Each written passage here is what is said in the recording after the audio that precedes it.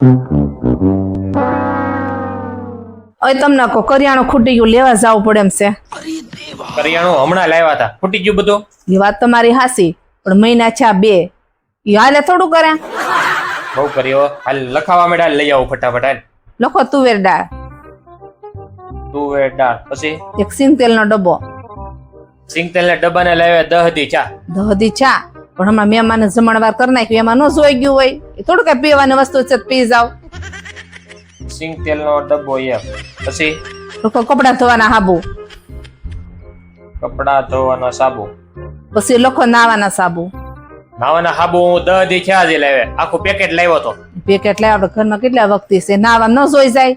એ કઈ ખાવાની વસ્તુ છે તો હું ખાઈ જાઉં. નાવાનો સાબુ એક પેકેટ, પછી લોકો શેણાનો લોટ, ગાય સાપ લખજો. હવે ગાય સાપ જ મળે, નથી ભેંસ સાપ મળતો, એવી તો મને ખબર પડે છે. ચણાનો લોટ, પછી લોકો કોલગેટ ટ્યુબ, કોલગેટ અને સાબુ બે હારે લાવ્યા હતા. એ હારે લાવ્યા, વાત તમારી હાસી. હું કે મોઢે થોડી મેં સોપડી દીધી છે. કોલગેટ બધા બધું આવી ગયું, બરોબર.